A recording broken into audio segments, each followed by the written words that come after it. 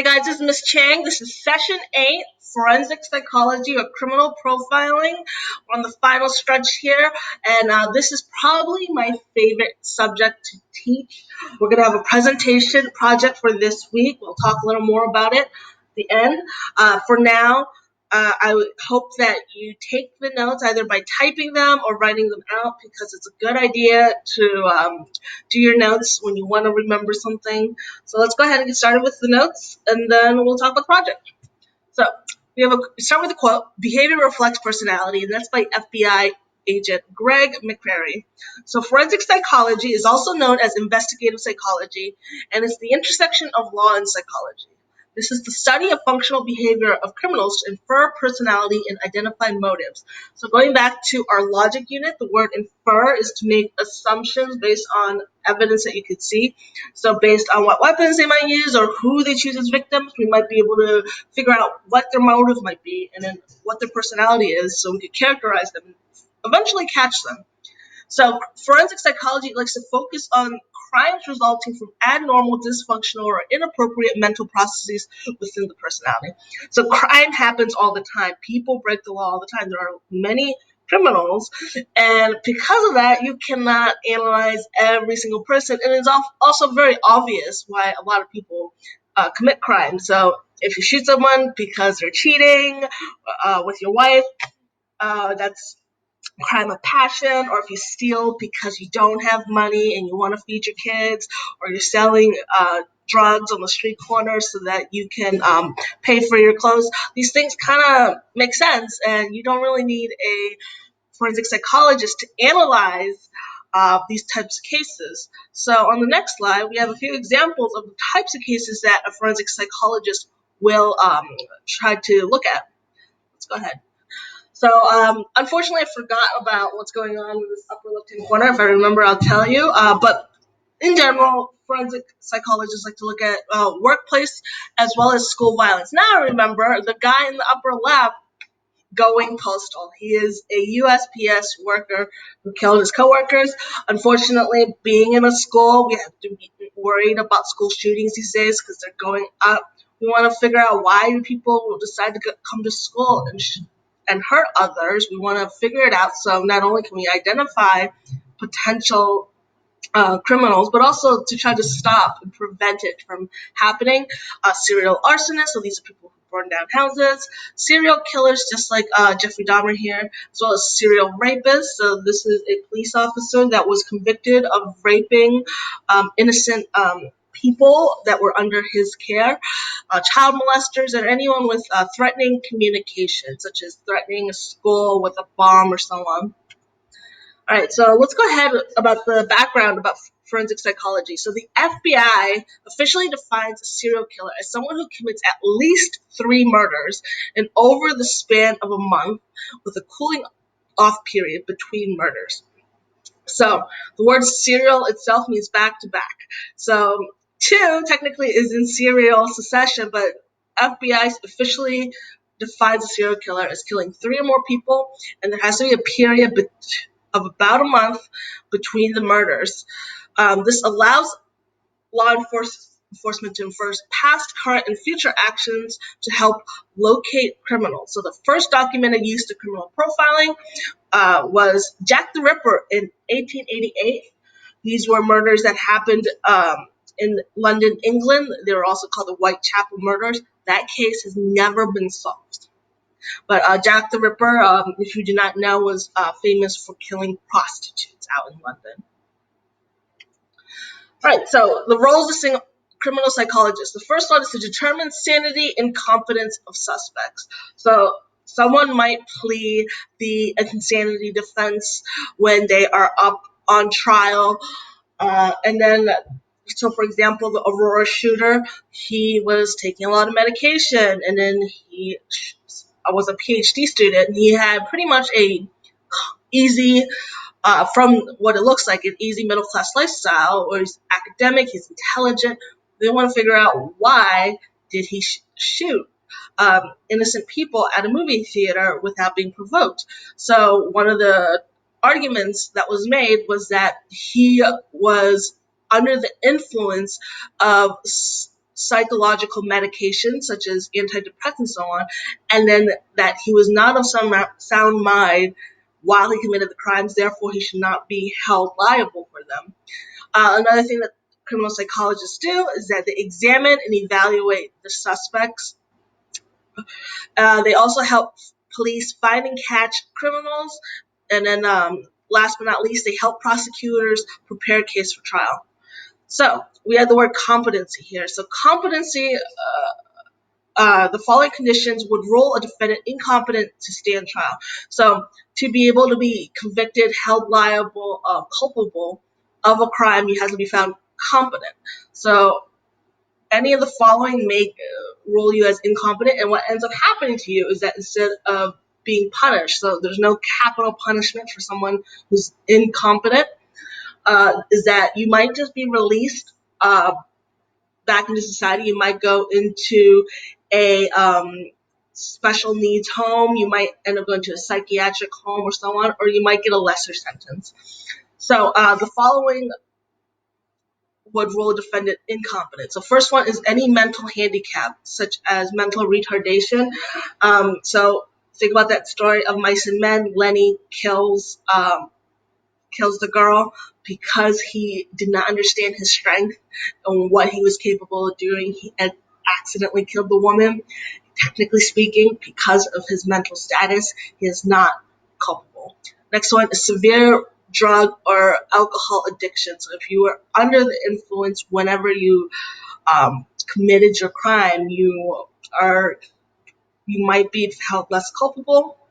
Organic brain syndrome. So if you have brain cancer and somehow that influenced your behavior, that could actually find you incompetent. Severe neuroses, as well as psychoses and schizophrenia. So any psychological problem where you are not in control of who you are and to be able to take responsibility for actions, you're incompetent to stand trial. Next one. So we like to look at the different phases of a crime. So we first start with number one, the antecedent. So the antecedent refers to what fantasy or plan did the offender have in place before the act? What triggered the murder to act some days and not others? So we want to know what preceded the crime, what caused them to act out, and then did they have any plans to begin with? So antecedent means before. Number two is going to be the method and manner of the murder. So what types of victims did the offender select? And what was the method and manner of the murder? Was it shooting, stabbing, strangulation, or something else? So if you look at the picture that I have on the screen right now, these are all of Ted Bundy's victims. And I want you to look at them. What do they seem to have in common?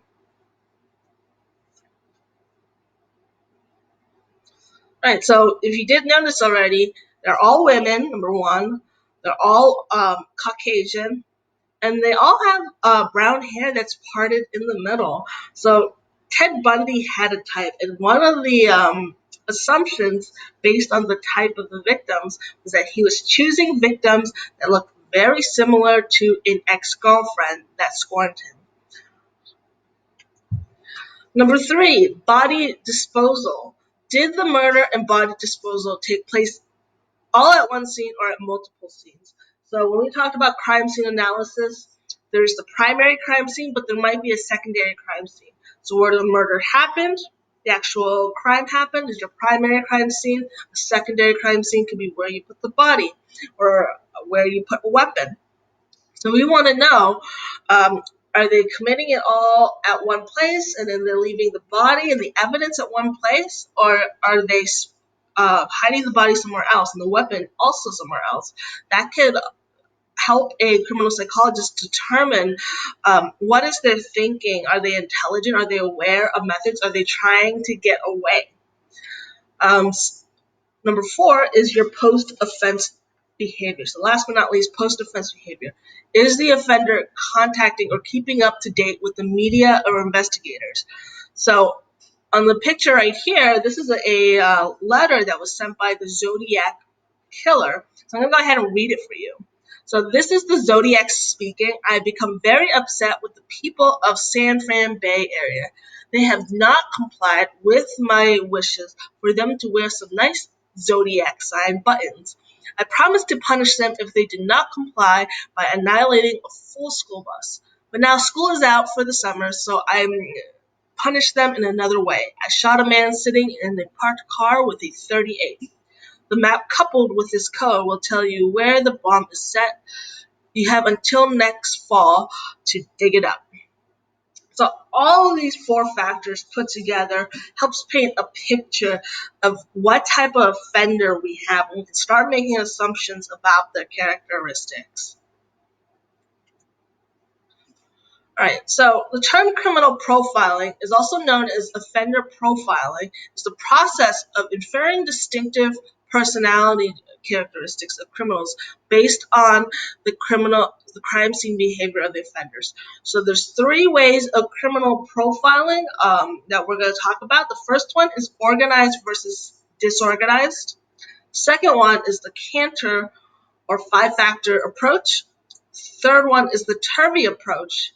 And last but not least, not on this list, is going to be typology, which is the way to specifically categorize serial killers. So let's go ahead and get started with organized versus disorganized. All right, so Douglas Resser is responsible for this method.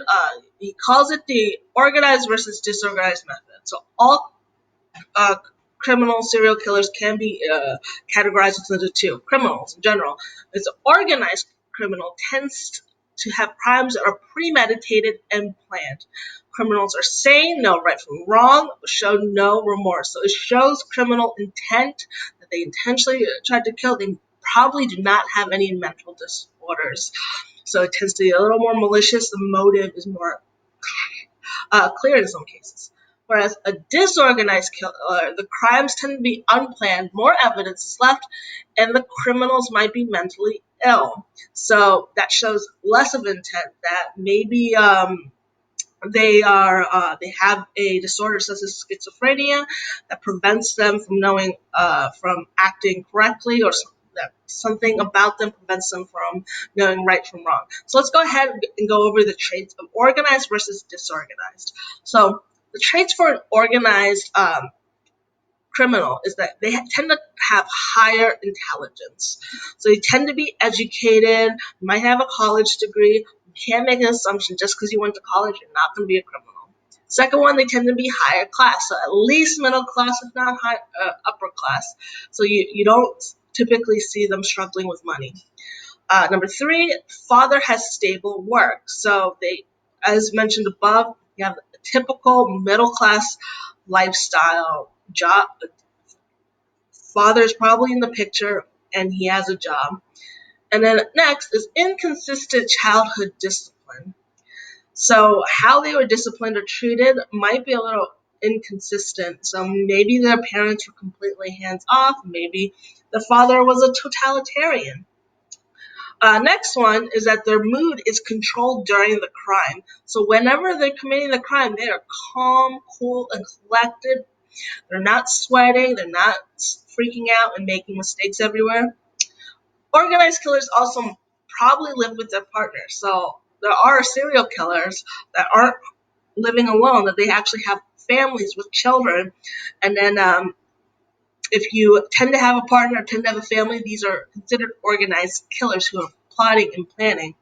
And last but not least, organized killers tend to be mobile. They may change jobs or towns after a crime to evade law enforcement. Right. So for our disorganized killers, you want pretty much it's the opposite of your organized killers. They tend to have lower intelligence and tend to come from lower class settings. And their father, if they're in the picture, has unstable work. So you tend to have an unstable upbringing. And then childhood discipline tends to be harsh. So parents could be physically abusive. They could be very strict and so on. And this affects children and their psychology when they're growing up. Next one is anxious during a crime. So whenever they're committing the crime, they might be doing a lot of mistakes, and leaving fingerprints, blood evidence everywhere. They could tend to live alone, and they might live or work near the crime scene.